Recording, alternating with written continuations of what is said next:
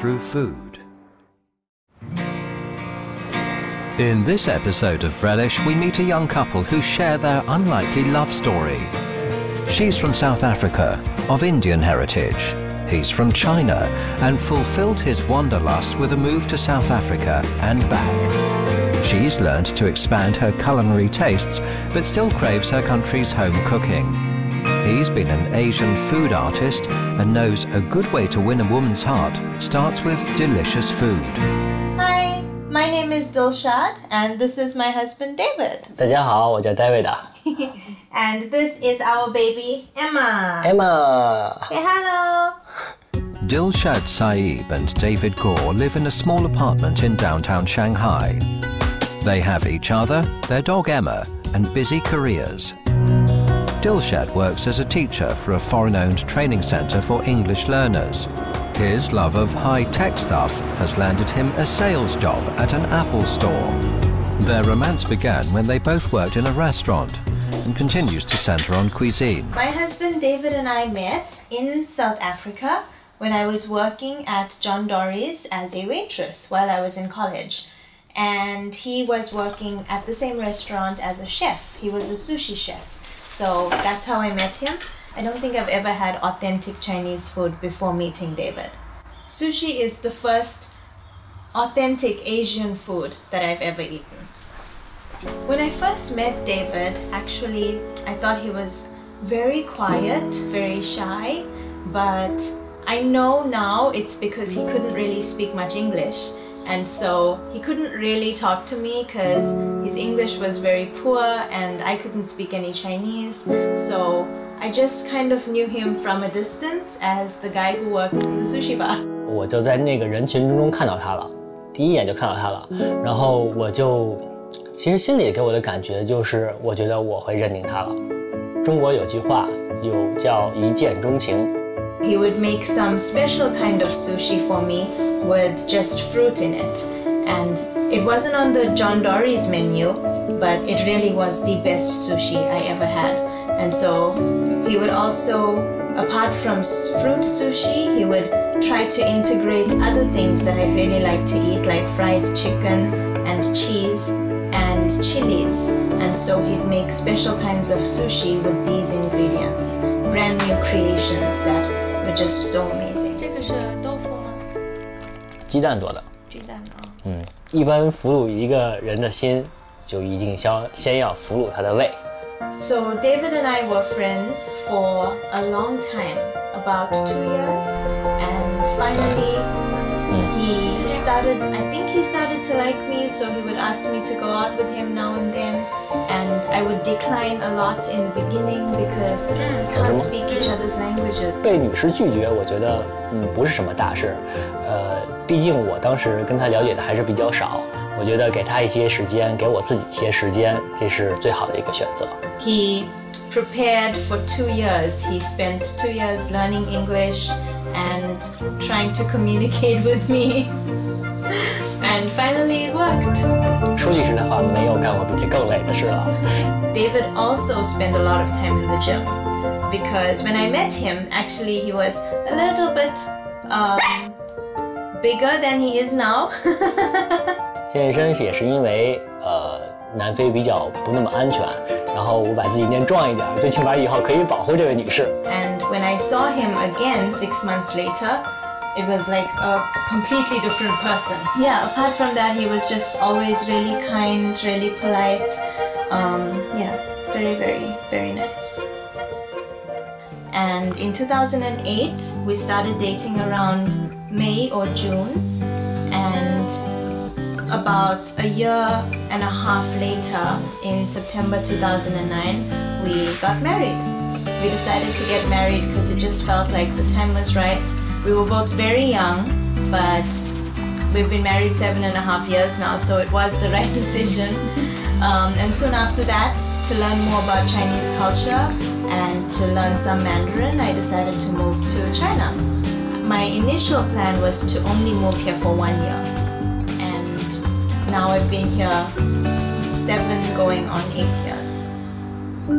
Dilshaad was only in her early 20s when she moved to China. She found herself a stranger in a strange land, dealing with a strange language, a strange culture, and strange food. So yeah, the first 2 months were very difficult. I would cry a lot because I was very lonely and I missed South Africa, I missed my family, and I missed the food. In the beginning, Chinese food was quite difficult for me to get used to because the flavors were very different from back home. A good example is when we would eat dumplings that his parents would cook. Everybody else in the family would eat it with vinegar, the special kind of Chinese vinegar. And when I tasted that vinegar, I was like, oh, this is not very good, I don't like this. But after living in China for a little while, I started to try it a little bit more. And now if I eat dumplings, that vinegar is the first thing that I look for.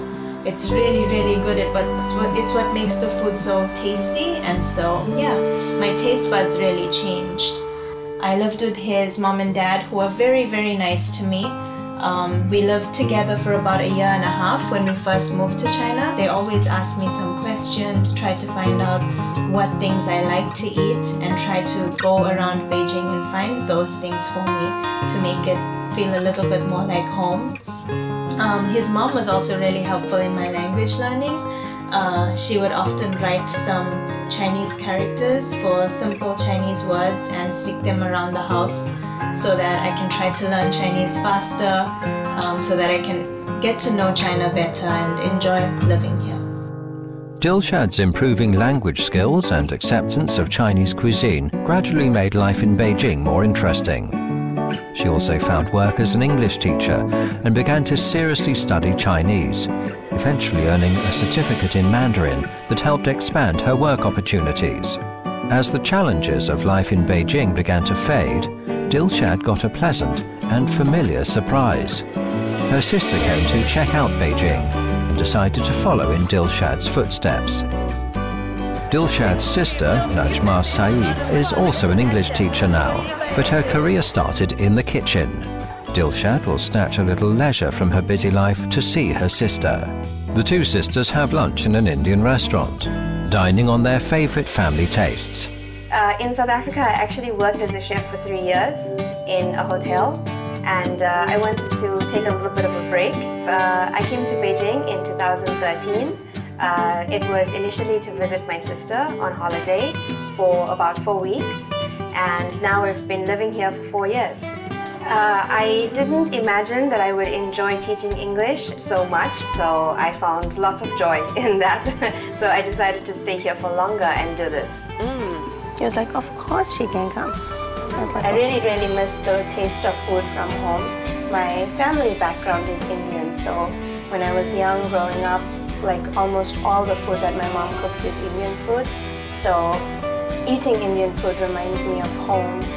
My mom is a little bit sad because both her daughters have moved to China. However, she visited Beijing in 2015, and when she saw what Beijing is like and she compared it to our life back home, she actually thinks China is really lovely and very, very safe. And so she told us that even though she misses us very much, if we want to live here, then she can completely understand now. And she wouldn't ask us to move back home. After 6 years in Beijing, Dilshaad and David's life developed a comfortable and familiar routine. Then opportunity came knocking. So we lived in Beijing for about 6.5 years, and we decided to move to Shanghai around the end of December 2015. And I really loved living in Beijing, but the main reason we decided to move to Shanghai was for my job and for my career. I felt that for the company that I work at, there are a lot more opportunities in Shanghai because our head office is in Shanghai. So I told David one day that I think moving to Shanghai will be a really good idea. 既然他选择了来上海，那肯定是我们俩同时商议好的事情，所以我肯定是要支持他的，所以我就辞掉工作了。对，我来吧，阿姨。好的，谢谢。Actually, I'm very, very lucky because I don't know if everybody's husband is like this, but mine is very, very good in that he supports my work because my work is usually very busy. So sometimes when he knows that I don't have time to take care of the housework or clean the floors or wash the dishes or wash the clothes, he does all of that for me. Dilshaad began to thrive in Shanghai. She got a promotion at work and made new friends from around the world. There's even a South African pub to visit from time to time. Compared to Beijing, I feel Shanghai is a lot more modern, and there are a lot more foreigners living in Shanghai compared to Beijing. And life in Shanghai for a foreigner is much easier.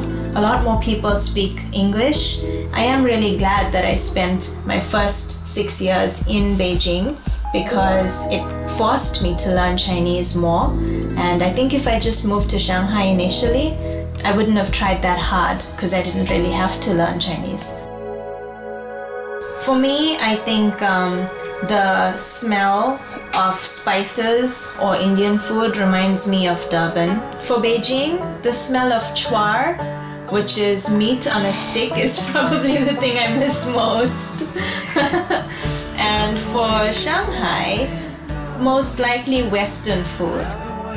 我认为像北京更像是陈醋，然后但是在上海，我更感觉它融入了一些西方的色彩。Dilshaad and David have learned to love their differences, which they boil down to favorite flavors and fruit. 其实它给我的感觉像是 lamb， 很清新。David is actually quite similar to maybe like this dragon fruit. So, for example, before I met him, I didn't really know anything about China or Chinese culture or much about Asia either as well. And so, like dragon fruit, something we don't really have we never have in South Africa. It's very uniquely Asian. But when you cut it open inside, it actually looks very similar to kiwi. And so on the outside, while it's very different, inside it's quite familiar. So our future plans, we've been married a long time now, 7.5 years. And I think we would like to start a family and give Emma a little baby brother or sister that she can help to take care of. Apart from that, I think one thing we really like to do is traveling.